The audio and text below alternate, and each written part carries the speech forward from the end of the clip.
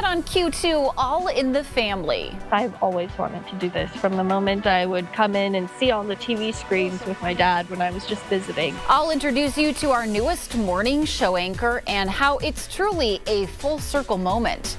Plus, remodeling in the name of health. This is the culmination of a lot of years of planning and development. Intermountain Health tackling a growing need in diabetic care. We'll show you how. But first, a manhunt in Montana. Rest assured, our brave men and women of law enforcement aren't giving up. More resources on the way and a higher reward as authorities are after a suspected mass murderer. Good evening. Thanks for joining us on this Tuesday. I'm Andrea Lutz. Tonight, we turn our attention to Anaconda, where a manhunt continues and reward money has been upped to $10,000. Police continue to track 45-year-old Michael Brown into the nearby mountains. Well, they say Brown walked into the Owl Bar Friday, shooting 3 customers and the bartender before escaping. Montana Governor Greg Gianforte says law enforcement continues to be unrelenting in their pursuit of Brown. A helicopter flying over 19 hours over the wilderness search area. And he says they vow to not stop searching until Brown is caught. Since the tragic event, our Montana law enforcement officers have been unrelenting in their pursuit, working around the clock to bring this suspect, Michael Brown, to justice for his heinous acts. I recently received an update from the Montana National Guard on their assistance with the search. Since Friday, a helicopter from the Helena Battalion, as well as 4 soldiers, have flown over 19 hours as of Sunday to assist with the search and to provide transportation of law enforcement personnel into this remote area in the mountains. Working alongside these folks, standing beside me, all partners will continue the pursuit of this criminal. Officials declined to say if they believe Brown still had the weapon allegedly used in the shooting at the Owl Bar, but they're treating the situation as if he is armed. A massive project is now underway at Intermountain Health with renovations on a new health diabetes clinic. Part of the hospital is in need of some major upgrades, although that brand new campus is currently being constructed just yards away. Well, the project will be completed in 3 different phases so the clinic can remain open. Phase 1 started today with those hammers hitting the walls. This will allow the clinic to add more space and services. Director Justin Rudolph says it'll fill a desperate need. Can't bring another provider into this office right now because we are already doubled up on physician rooms and exam rooms. There is literally not one more room or space that we can make to add another provider. So this really helps us to be able to expand, bring in some new providers, and again, carry this clinic to the next level. The hospital hopes the renovations will be complete in the next 9 months. Each phase will take about 3 months.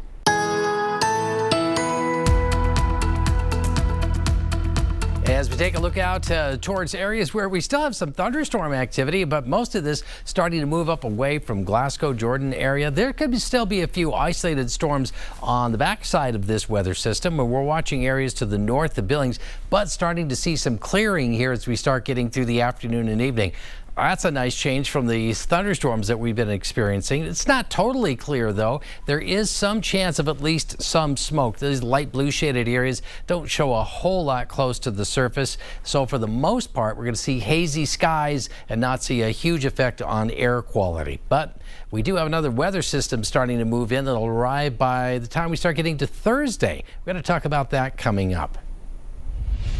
Democratic lawmakers from Texas who fled the state say they'll continue to fight a Republican redistricting plan, even under threats of arrest. This while Republicans look into the Jeffrey Epstein case in Washington. Erica Brown has the latest tonight from the White House. Sir, why are you on the roof? President Trump hinted at more construction projects at the White House Tuesday as he joined an architect on the roof of the building. Just another way to spend my money for the country. Earlier, the president weighed in on Texas Democrats fleeing the state to block a vote on a new congressional map he's pushing that would give Republicans an advantage in 5 more districts. I won Texas. I got the highest vote in the history of Texas, as you probably know. And we are entitled to 5 more seats. Speaking in Illinois, where many of the state lawmakers fled, Texas Democrats say they'll remain out of state until the special session ends, despite facing civil arrest warrants. We're defending the rights of all Americans to value their vote. The standoff could have national implications ahead of next year's midterm elections, with Democratic leaders threatening to retaliate with redistricting plans of their own. This is a new Democratic Party. We're bringing a knife to a knife fight, and we are going to fight fire with fire. The Trump administration is also facing new pressure today from Republican lawmakers looking into the Justice Department's investigation into convicted sex offender Jeffrey Epstein. The House Oversight Committee subpoenaed the Justice Department for records related to the case. It is also seeking depositions from former President Bill Clinton, former Secretary of State Hillary Clinton, and 8 former top law enforcement officials. Erica Brown, CBS News, the White House. President Trump says he's working to bring the cost of drug prices down for Americans, telling top pharmaceutical companies to slash those prices in the next 60 days. Maya Rodriguez has more. The Trump administration says it's aiming to lower drug costs for Americans. President Trump sent letters to 17 major drug companies last week, giving them 60 days to cut prices for U.S. consumers to the lowest prices paid by other countries. The president writing the administration will, quote, deploy every tool in our arsenal if companies don't comply. But more detailed enforcement actions against drug manufacturers may be needed for them to follow suit, according to Tricia Newman of KFF, a health policy research organization. Well, I think if they start to see the hammer and they believe that this will be enforced, then I think we could see drug companies start to change their behavior. She says that could come in the form of tariffs. On Tuesday, the president continuing threats of potential tariffs on the pharmaceutical industry, saying in an interview, pharmaceutical imports could eventually face a 250% tariff rate. Drug makers are grappling with the possible impact of that. Pfizer acknowledging that reality during its earnings call on Tuesday. The pharmaceutical industry continues to navigate a complex global landscape influenced by rapidly changing proposed trade and tariff policies. Country-specific tariffs are set to go into effect Friday and target some countries like India, which produce and export a number of pharmaceuticals to the U.S. Those additional tariffs could also impact drug prices for Americans. Maya Rodriguez, Scripps News Group, Washington. Information about a poaching case in eastern Montana could yield you about $1,000. Montana FWP says they need your help finding the criminal who shot 2 mule deer dead. Game wardens say the 2 bucks were found Friday morning off Highway 59 near Volberg, south of Miles City. The deer were killed out of season, and worse, that meat was left to waste. Anyone with information or looking to cash in on that reward money should call game wardens. We want to tell you about a new chapter starting on Montana this morning. Each morning starting at 5 a.m., you'll find our Haley Monaco stepping into the role as anchor. She'll be joining her dad, Rob Monaco, who's been directing the show for 30 years.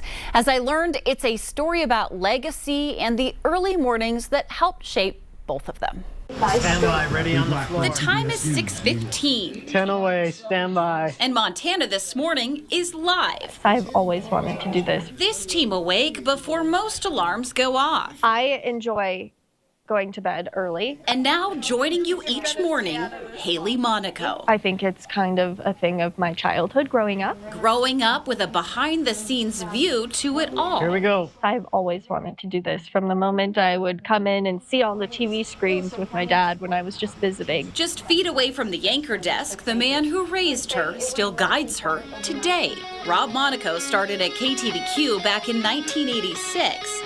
At just 22 years old. The opportunity came up to be an intern, and I jumped at it, and I have not left the building since. Even launching this very newscast. I've had 13 morning anchors. Haley's my 14th morning anchor. So, with every early morning, Rob built a career here and a family. I could always be home in the afternoon for my girls.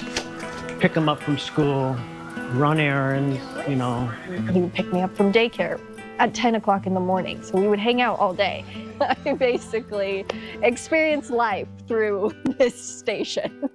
I thought him working here was the coolest thing ever. So when Haley chose to study journalism at the University of Montana, I think he kind of wanted me to try out something else maybe, but I did not listen at all. 2 years she carved her own path, first as a reporter, Stand by, ready on the floor. and learning the grit of the business from the man behind the monitors. When you work the morning shift, you can't just call out sick when you wake up and don't feel good because it's 1 a.m. Who else is going to come in and cover for you? He's shown up every single day. Through it all, Rob's steady hand. She's just blossomed into this amazing, Now guiding Haley's step into the spotlight. amazing woman. In a place where Rob built his legacy, Haley is now building her own. And so I'm very excited to be at this desk, but also be out there in Billings, which I know and I love, and it was just something that's always inspired me in this career. Still ahead on the MTN 430 News on Q2, Dallas in disrepair. School leaders gearing up for a major undertaking, looking to give the nearly century-old stadium a new lease on life. We'll have the latest. But first, it's a beautiful afternoon in Billings, but are storms hanging around? Ed has the full 7-day forecast in just a bit. Storm track.